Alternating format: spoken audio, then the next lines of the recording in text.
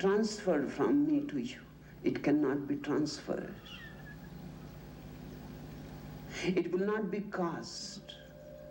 I will not be the source of it. You will remain. Imagina esto, un gurú espiritual, un hombre que predicaba el amor, la meditación y la libertad, orquestando el primer ataque bioterrorista en suelo estadounidense. No es el guión de una película de terror, es la cruda realidad de Bhagwan Sri Krasnik y su utopía fallida en Oregon. Cómo un líder carismático, seguido por miles, transformó un ideal de iluminación en un experimento social de control absoluto, paranoia y finalmente bioterrorismo. Hoy desentrañaremos la psicología oscura detrás del Rajneeshpuram y el hombre que lo construyó. Pocas historias ilustran tan vívidamente la fina línea entre la búsqueda espiritual y la manipulación desmedida como la saga de Bhagwan Rajneesh, más tarde conocido como Osho.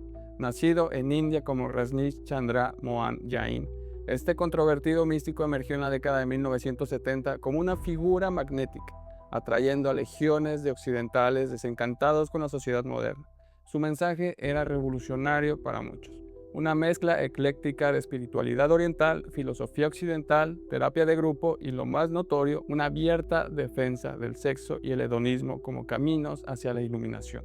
Se le conoció como el gurú del sexo, pero para sus seguidores él era el maestro. Rajneesh prometía una libertad total, una liberación de las represiones sociales, la culpa y el miedo.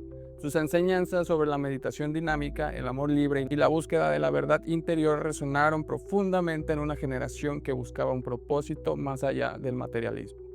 Atrajo intelectuales, artistas, profesionales y jóvenes idealistas de todo el mundo. Cientos de miles escucharon sus discursos grabados y miles se unieron a sus ashrams en India. Sin embargo, en 1981, presionado por las autoridades indias y buscando un lugar donde construir su visión sin restricciones, Rajneesh se trasladó a Estados Unidos. Sus seguidores, conocidos como los Sannyasins, compraron un rancho de 64,000 acres en el desierto de Oregon por casi $6 millones.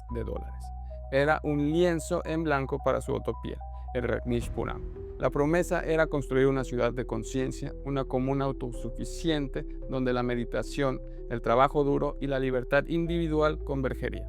Con una dedicación casi fanática, los Sannyasins transformaron un árido paisaje en una vibrante metrópolis con su propia infraestructura, lago, restaurantes, tiendas y un sistema legal y de seguridad. El sueño parecía real, un paraíso de libertad y autorrealización. Pero ¿cómo un paraíso de libertad se transformó tan rápidamente en una jaula de oro bajo el control absoluto de unos pocos?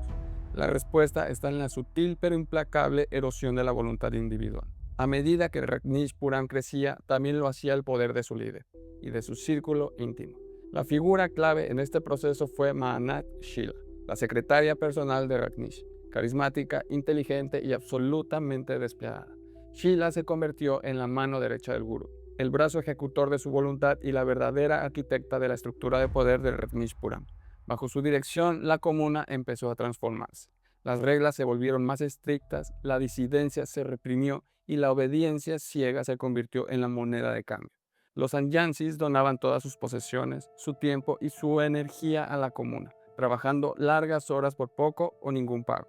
La riqueza se acumulaba a una velocidad asombrosa, simbolizada por la colección de más de 90 Rolls Royce de Rajneesh, un contraste chocante con la vida de austeridad que muchos seguidores llevaban.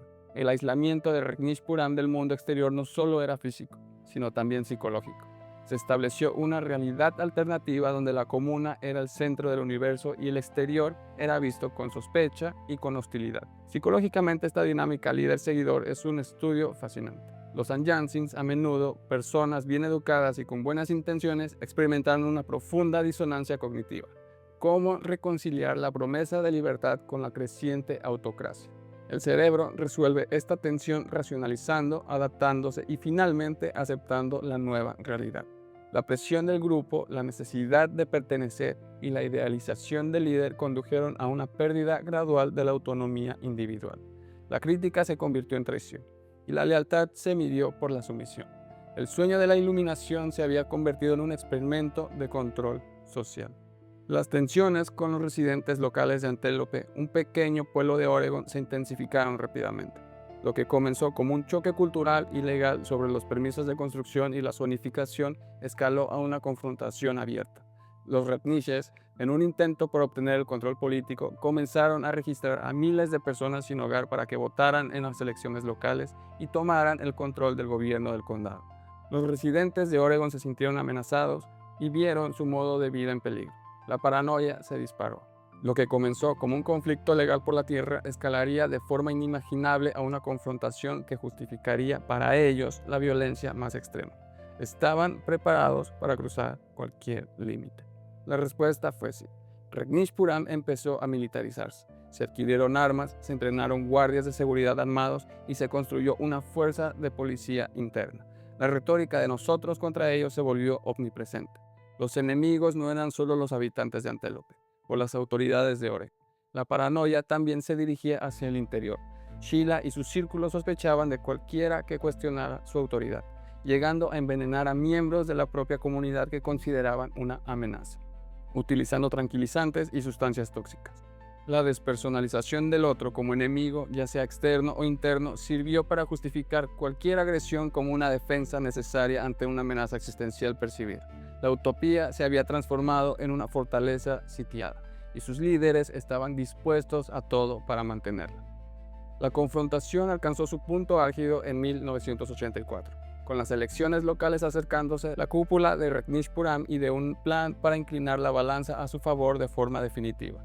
La pregunta no era si atacarían, sino cómo. Y la respuesta, por su frialdad y premeditación, es aún más escalofriante de lo que te imaginas. Usarían la propia enfermedad como un arma invisible. La decisión fue contaminar bares y restaurantes de The Dars, la ciudad más grande del condado, con la bacteria Salmonella typhimurium. El objetivo era incapacitar a los votantes locales, debilitar la participación electoral y así manipular el resultado a favor de los candidatos de Rajneeshpuram.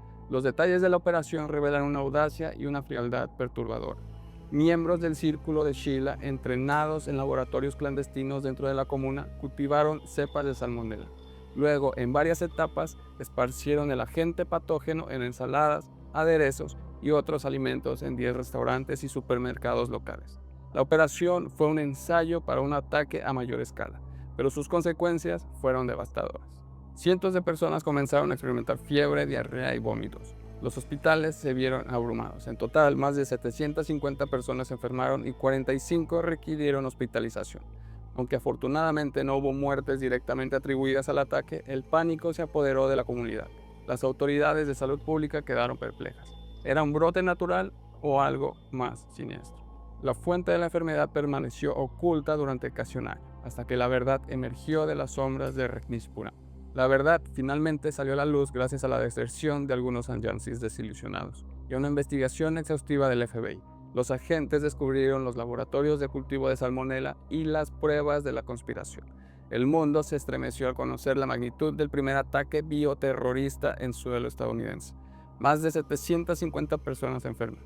El primer ataque bioterrorista en la historia de Estados Unidos. ¿Quién iba a pagar el precio de esta locura?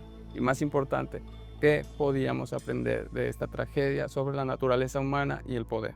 Sheila y varios de sus colaboradores huyeron del país. Fueron arrestados en Alemania. Sheila fue extraditada a Estados Unidos, donde se declaró culpable de intento de asesinato y agresión, recibiendo una condena de 20 años de prisión, de los cuales únicamente cumplió 29 meses. Rajneesh fue arrestado en 1985, acusado de violaciones de inmigración y de conspiración en relación con el ataque. Aunque negó tener conocimiento del bioterrorismo, aceptó un acuerdo de culpabilidad para ser deportada de Estados Unidos, prohibiéndosele regresar. La comuna de Rajneeshpuram se disolvió, sus edificios fueron demolidos o abandonados, y sus seguidores se dispersaron, muchos de ellos lidiando con el trauma y la desilusión. El impacto de los Anjansis fue profundo. Para muchos, el colapso de Rajneeshpuram significó la pérdida de su fe, sus ahorros, su comunidad y su identidad. Para las víctimas del ataque, el trauma físico y psicológico persistió. La comunidad local de Oregon tardó años en recuperarse de la desconfianza y el miedo sembrados. La historia de Rajneeshpuram es un escalofriante recordatorio de cómo la búsqueda de la iluminación en manos de la psicología oscura del poder puede descender a la más abyecta de las sombras. Un legado que nos obliga a cuestionar siempre la verdadera naturaleza de la autoridad y los límites de la fe.